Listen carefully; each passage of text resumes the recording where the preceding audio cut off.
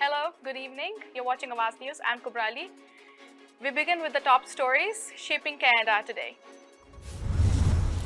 Halton police say they have charged one of their civilian employees who is accused of posing as a female model scout to get intimate photos from adult victims. In a news release on Thursday, police said the employee also allegedly made false promises to pay the victims, which he never did.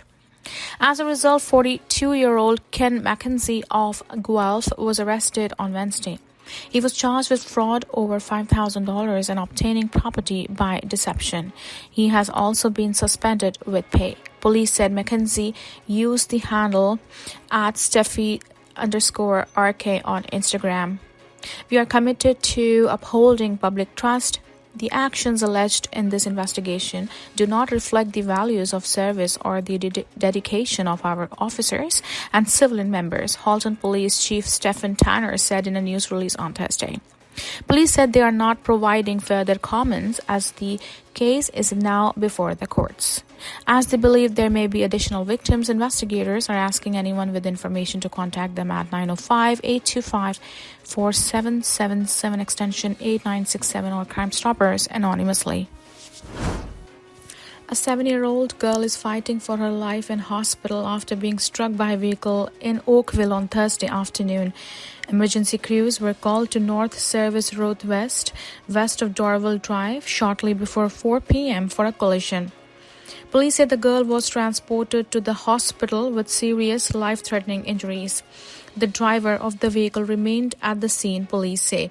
The cause of the collision is unknown. With regards to our collision reconstruction unit, there are various different things they are going to be looking at: speed of the vehicle, direction of travel, where the collision took place, things of that nature. So that will form part of the investigation that is currently ongoing, Constable Jeffrey DeLeon said.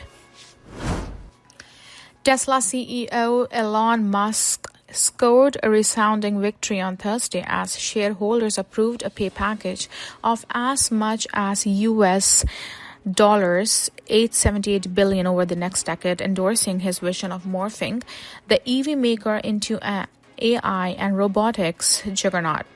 Shares of Tesla rose about 2% in after-hours trading. The proposal was approved with over 75% support. The vote, analysts have said, is a positive for Tesla stock, whose valuation hangs on Musk's vision of making vehicles drive themselves, expanding robotaxis across the U.S. and selling humanoid robots, even though his far-right political rhetoric has hurt the Tesla brand this year. A win for Musk was widely expected as the billionaire was allowed to exercise the full voting rights of his roughly 15% stake after the automaker moved to Texas from Delaware, where a legal challenge has held up a previous pay rise. The approval comes even after opposition from some major investors, including Norway's sovereign wealth fund. Tesla's board had said Musk could quit if the pay package was not approved. The vote will also allay investor concern that Musk's focus has been diluted with his work in politics as well as in running his other companies, including rocket maker SpaceX and artificial intelligence startup AI. The board and many investors who lent their endorsement have said nearly US $1 trillion package benefits shareholders in the longer run, as Musk must ensure Tesla achieves a series of milestones to get paid. Under the new plan, Musk could earn as much as $878 billion in Tesla stock over 10 years. Musk would be given as much as $1 trillion in stock, but would have to make some payments back to Tesla. Police are sharing new details after a 20-year-old woman's body was found in an impound lot more than 12 hours after a weekend collision in Brampton, Ontario. On Thursday, Constable Tyrell Bell of Peel Regional Police told reporters that he visited the towing yard where the woman's body was located, as he couldn't wrap my head around the concept of what had occurred. One of the things that I needed to do, be able to stand here in good faith and speak to you, was put my eyes on the vehicle myself. I looked at the vehicle. The condition of that vehicle was so deformed so that unfortunately she was not easily at the scene, he said. The collision happened on November 1st at around 4:20 a.m. at Chinguacousy Road and Queen Street.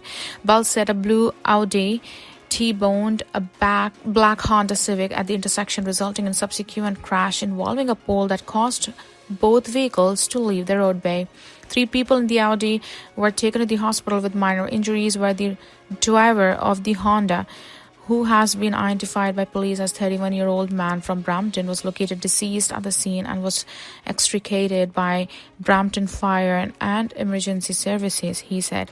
The Honda, Bell said, was being used as a ride-share vehicle, and the 20-year-old woman had booked a fare following a social event. Initially, investigators believed that only one person had died in the crash. On Tuesday, however, Peel Regional Police announced a second fatality. Bell said a troubling sequence of events followed after police learned hours later that a 20-year-old woman from Brampton was missing and that a tracking app on her cell indicated she had been at the crash scene. The investigation, Bell noted, is now before the Major Collision Bureau, with several findings still yet to be determined. He previously told Awaz News that police will be conducting a joint debrief with their partners to fully review the incident. Alison Jones, Peel Region's Manager of Strategic Communications, said paramedics and the fire department would continue to work through Peel Police on this active investigation. After looking at the woman's body, he said police required some time to notify her next of kin and have since been in close communication with her family. Bell said the victim had done everything right to get home safe that night. The driver of the Audi, a 17-year-old boy who cannot be identified under the provisions of the Youth Criminal Justice Act, was arrested and charged with dangerous driving, causing death and failed refusal to comply with demand. Bell added that he was non-compliant with a breath demand on the side of the road at the scene. This investigation is ongoing, and anyone with the information or dashcam footage is asked to contact police or Crime Stoppers anonymously. Ontario taxpayers are set to spend $9.1 million to learn if or how it is feasible to build a tunnel under Highway 401. The province issued a request for proposals for the study in the spring, and the spokesperson for Transportation Minister Prabmeet Sarkaria said Thursday that WSP Canada Inc. was recently awarded the contract. Before the feasibility study was even started, Ontario Premier Doug Ford spoke often and in detail about his vision for a tunnel. Ford laid out his plan for the tunnel to be 19.5 meters wide and 3 levels, with 1 level each for eastbound and westbound traffic and another for transit. The Premier also urged Prime Minister Mark Carney to designate it as a nation-building project, saying it is needed in order to reduce gridlock and boost economic productivity. Ford has previously said the feasibility study would look at how, not if, the tunnel could be built, but the request for proposals does contemplate the possibility of tunnel not being possible. The RFP sought a study to determine the feasibility of tunnel and several other options, including an elevated highway, adding more lanes, and having truck-only lanes. A 37-year-old man is facing numerous charges after an urn containing the ashes of a baby girl was stolen from a mausoleum in Ancaster. Hamilton Police Service say on November 2nd, a male victim went to Resurrection Cemetery at 254 Garner Road West to visit his infant daughter who had passed away in recent months. They said upon entering the mausoleum, he found that the urn containing her ashes had been stolen. Police said they reviewed CCTV footage from the cemetery and launched an extensive investigation. The suspect, who investigators said was captured on camera committing the theft, was subsequently identified as 37-year-old Kevin Avintonic of no fixed address. Hamilton police said the suspect is known to them as has a history of similar cemetery theft offenses. On November 4th, Avintonic was located by police in Niagara Falls and was arrested without incident, they said. Investigators said they also recovered the stolen urn as well as a number of other items believed to have been taken from other grave sites. Wintonic has been charged with 1 count each of indignity to human remains, break and enter to commit possession of property obtained by crime under $5,000 and possession of property obtained by crime, as well as 2 counts of fail to comply with probation. These charges have not been tested in court. The accused is currently in custody pending a bail hearing, police said. The urn containing the baby's remains have now been reunited with the family. The investigation is ongoing, and anyone who believes their loved one's gravesite may have been targeted or anyone with the information about similar incidents is asked to contact Hamilton Police at 905-546-4772 or Crime Stoppers anonymously. Ontario's PC government is projecting a slightly smaller deficit of $13.5 billion as it moves forward with its plan to spend billions of dollars to bolster Ontario's economy in the face of U.S. tariffs. Rising at Queen's Park to deliver a fall economic update, Thursday, Finance Minister Peter Bethlenfalvy said Ontario finds itself in a very different place than it did 7 years ago. He lauded the province's GDP growth since then, but also said U.S. tariffs continue to make an already uncertain global economy even more challenging and unpredictable.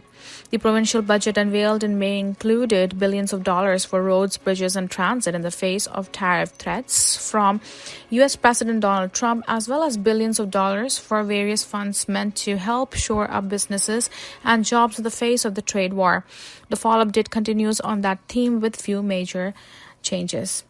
Bethlenfalvy says the province is providing a $100 million injection into the Ontario Together Trade Fund, an initiative meant to help businesses impacted by trade disruptions, bringing it up to a total of $150 million.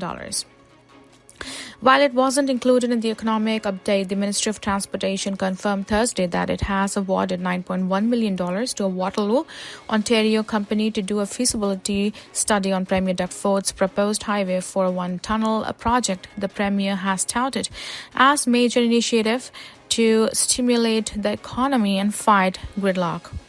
The province is also looking at carrying out consultations on standardizing the rules for ride-share services, which can vary across municipalities, and is eyeing the creation of a new pension option. Previously announced initiatives include removing the HST on new homes up to $1 million for first-time home buyers, $1.1 billion for home care, scrapping fixed election dates, and raising the political donation limit to $5,000. That's for all tonight. This is Kubrali. You're watching Awaz News. Have a wonderful evening.